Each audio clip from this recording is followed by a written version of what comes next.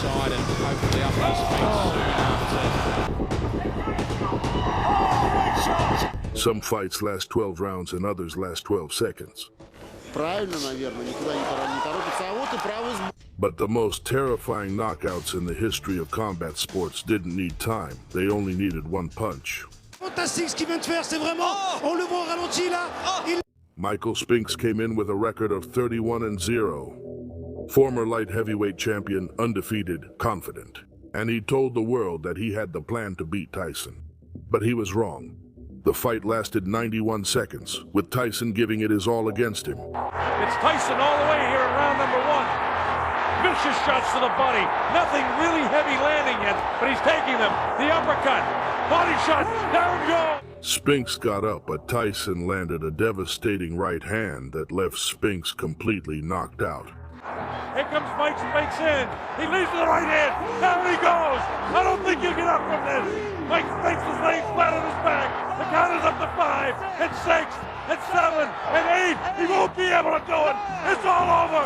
Mike Tyson has won it. Tyson erased an undefeated record in 91 seconds, but in 1973, another man not only erased a record, he erased the entire aura of a legend. One knockdown after another. Joe Frazier was the undefeated world heavyweight champion. He had defeated Muhammad Ali and was considered untouchable. But George Foreman knocked him down 6 times in 2 rounds, 6 solid punches. A great chance. Stenley used that left hook. Oh, Foreman connected as you heard. And she done. His fight is proving out what some have expected. Is all over Joe Frazier. Frazier is down again. About to end. 2 knockdowns in the first round of Joe Frazier. Down, Frazier in the corner. Frazier's knees buckled. He is down in the arena. A quick left from Joe. Another. Frazier is down. On the 6th knockdown, Frazier's eyes were glazed over. The referee saved what was left of him. There he goes. 3. Foreman knocked the legend down 6 times in 2 rounds, but David Tua didn't need 6 knockdowns. He didn't even need 6 seconds. John Ruiz made a mistake by standing still in front of David Tua 1 second too long. And that was all it took. At 19 seconds into the first round, Tua's right hook hit the mark and Ruiz collapsed instantly. Having a reach advantage here, we'll see how he uses it. Tua with a big left hook and Ruiz in trouble. Tua comes right at him, another big bomb and Ruiz is down. This could over. Tua needed 19 seconds to finish off John Ruiz. But Alan Green needed even less.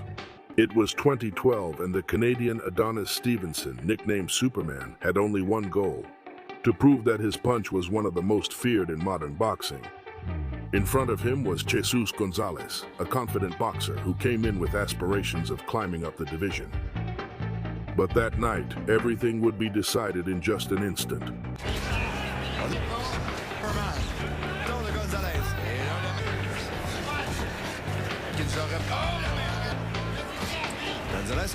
In the first round, Stevenson unleashed a devastating left punch that landed directly on Gonzalez's jaw.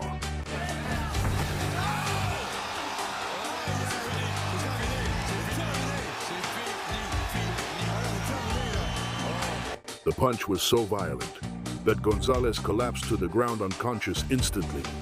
His body became completely rigid, like a statue, while the audience held their breath at the brutality of the knockout. The referee didn't even start the count. There was nothing else to do. It was terrifying chaos. The kind that gives you goosebumps and reminds you why Adonis Stevenson was considered a true finisher in the ring. Both boxers came in undefeated, convinced that this would be their night. And 18 seconds later, Codrington was lying unconscious on the canvas, surrounded by medical staff, undergoing a CT scan. And he's stunned, and he is rocked. Codrington's rolled and left, and it's over. Ring Magazine named it the Knockout of the Year 2005. 18 seconds to finish Codrington. 11 years later, same result, different boxers, same ruthless outcome. Alfonso Blanco was undefeated with a record of 12-0 and was the interim WBA middleweight champion. He came in with everything to prove, and he had 22 seconds to prove it. Endam hit him with a right hand to the jaw, and it was all over. It was over before the crowd could react. Hassan Endam, fantastique ce qu'il vient de faire, c'est vraiment, on le voit au ralenti là. Yamanaka's left hand was called the left hand of God. For 6 rounds, Rojas thought he could survive. タイミングは分からなくなりますね。そうですか。このパンチです。こっちもですね。ああ、なるほどね。そうでなくてですね。まあ当たりだったら当たらないでも構わない。立ち上がり非常にいいと。ダルチにそうですね。状態ですね。もう少し見て。ちょっと軽い感じだったんですが、すぐ踏みます。ロハス。ああ、ジャブ。相打ちだったかもしれません。もう一回続けたのは山中です。うまく当たりません。At 36 seconds into the 7th round, Yamanaka set the trap. A right-left combination to open the door, and then his signature left hook went straight through. Rojas collapsed, his legs completely powerless.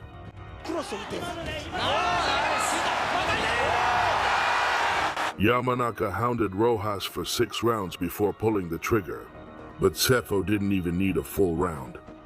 Labana was the monster in this fight, a world kickboxing champion with 70 knockouts in his career. But Cepho only needed a good opportunity to put Labana to sleep with a counterpunch. No one had ever done that to Jerome Labana. Sifo proved that even monsters have a weak spot. And Hasim Rahman was about to prove that champions have one too. Lennox Lewis was the undisputed heavyweight champion. Rahman was an underdog with 20-1 odds. And for 4 rounds, that's exactly what it looked like. Not any real damage. And tell him that he's dropping that right hand, that left hand there. Very known for that uppercut. And if he found overhand right, and when he wondered which Lennox Lewis we would see.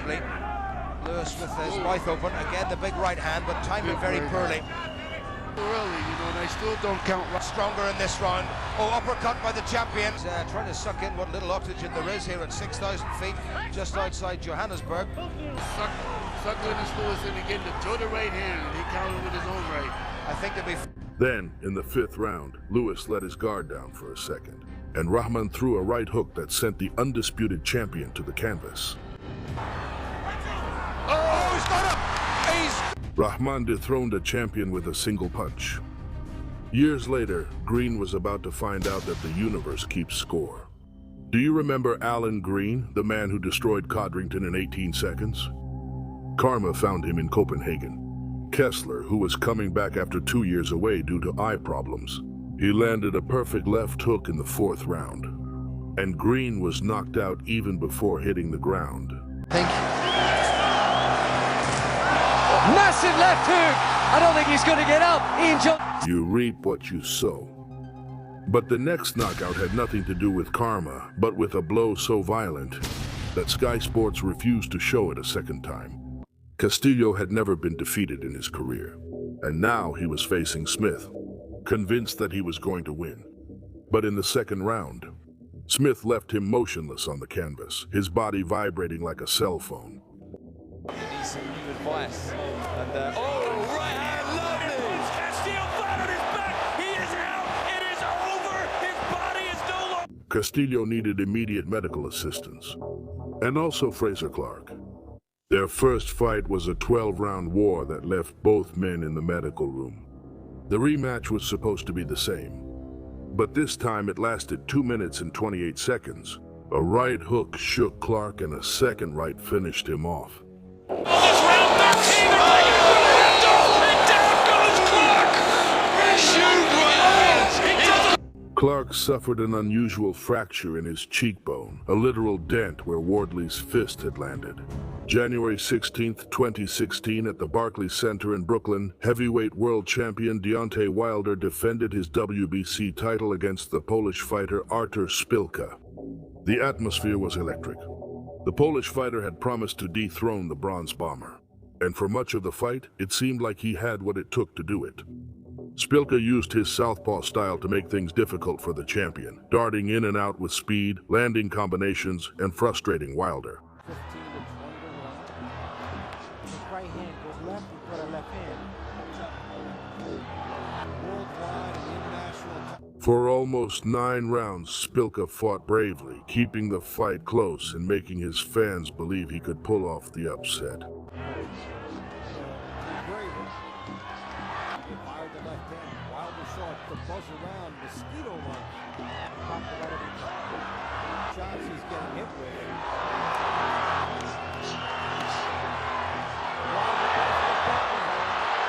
But Wilder only needs one punch. And in the 9th round, that punch landed. Spilka came in confident, throwing a left hook. But he left his guard down. At that moment, Wilder unleashed his favorite weapon, a devastating right hand to the chin. The impact was terrifying. Spilka's body collapsed like a broken statue, falling stiffly backward. He was instantly knocked unconscious and showed no reaction at all. The crowd fell completely silent. The doctors rushed to the ring immediately. Wilder's face showed satisfaction, but when he saw Spilka motionless, tension took over the arena, even with Spilka leaving on a stretcher. That knockout was not only chosen as one of the knockouts of the year, it is also remembered as one of the most shocking and terrifying in recent heavyweight history. Because when Wilder lands his right hand, it's not just a punch, it's a sentence. Wilder had just fought 4 rounds with the best performance of his career, and Povetkin looked finished. Wilder was just inches away from winning the world title. Right hand just whipping over the top of it, enters into punching range. In the last couple of years, he isn't quite the same fighter that fought Anthony Joshua. Debate Dillian White. I think they want him to be patient. Good left into those left to the bodies. Dillian White. The gaps in between his work have grown as he's got bodies. Run that gas tank down before he starts to go to work. He said to us the best condition he's been. In my opinion, no need to be reckless. Oh, left uppercut, fantastic. Then a left uppercut came out of nowhere in the 5th round and erased everything Wilder had built in an instant, leaving him completely knocked out. A single punch ended Wilder's dreams of winning the world title in an instant, but Chisora needed 7 rounds of body shots for the ending to seem merciful. This one was different. Chisora spent 7 rounds setting him up with body shots, pressure, and punishment, and Takam absorbed it all. Chisora starting to look for the counter there before that flurry attack from Takam. As he finds a good right hand there. Maybe. Or maybe if it's good. And he's hitting Takam with some good body shots. To maintain the pace, if you're on your back foot. He's always got that punch. He like that shot him to tire.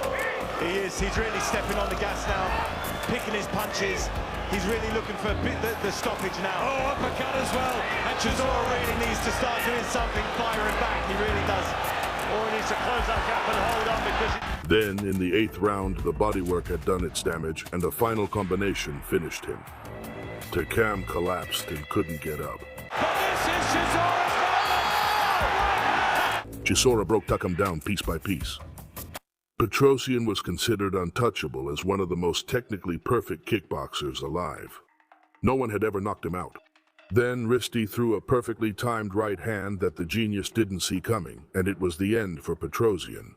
Yeah, it's locked into that right hand, But Risti drops Petrosian with the left! Risti showed that even perfection has a weakness. Santos's fight ended with a move that looked like it came straight out of a video game. Seconds before the 2nd round ended, Santos moved forward and MVP waited patiently. Just a flying knee straight to the face, and Santos fell to the ground in agony. Lose off the liver shot. It can come back. Santos runs into the... MVP's flying knee was brutal. Sand's left punch was worse because Joyce saw it coming and still couldn't stop it.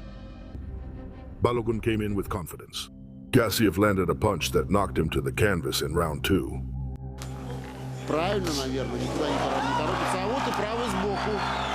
Gassiev finished the fight in the 2nd round. Thompson thought he would last longer, but the 3rd round proved he was wrong. On November 20, 2010 in Atlantic City, the Argentine Sergio Maravilla Martinez faced Paul Williams in a highly anticipated rematch. The first time they met was in 2009. The fight was a bloody and very close war. with a victory for Williams by majority decision. That's why this rematch promised to be another epic battle. From the start, Williams came out aggressively, throwing his characteristic endless volume of punches. Both men were down in round one by Martinez.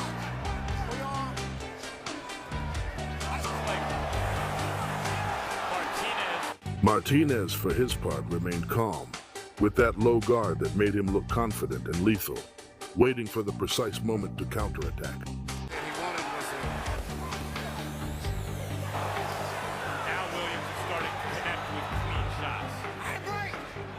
And that moment came in the second round. Williams threw a careless jab, leaving just a small opening in his defense. Maravilla saw it, turned with everything he had, and unleashed a perfect left hook, timed to the millisecond.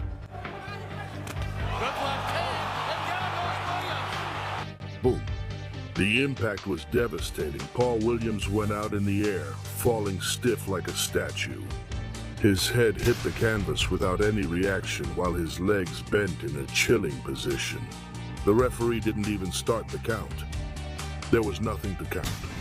The crowd fell into a deathly silence before erupting in shouts of astonishment.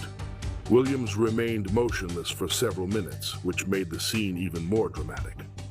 That knockout was chosen as the KO of the year by the Ring magazine, and to this day it is remembered as one of the most terrifying in boxing history. Sergio Maravilla Martinez not only won the rematch. With that left hook, he wrote one of the most brutal and unforgettable chapters in the history of the sport. Thompson arrived as a credible challenger for Opetaya's IBF Cruiserweight title. At first, he was ready for the challenge, but as time went on, cracks began to appear. Breeders' house easily slides into that line. Thompson under pressure. He's got to fire back. He's got to fire back, but he's going to get... Thompson now going on the front. Are having an effect. They're getting a reaction out of Jordan. Listen to the noises. So physically. Down on the gum shield, and he went again. Just when Thompson had... In the third round, a lethal combination landed perfectly on the chin, and Thompson dropped to his knees. The referee had to step in. He has to produce something here, and he goes again. Referee Howard Foster locks on, and that's it. Thompson went down in the third round, but Maxwell went down twice in the first two rounds and still found a way to win. Sabri Sadari was undefeated and hungry. Sam Maxwell was the local favorite, fighting for his big opportunity. For 9 rounds, Sadiri dominated with 2 knockdowns and relentless pressure, and Maxwell ended up with his face battered and bleeding. Oh, there, a nice little long, loose.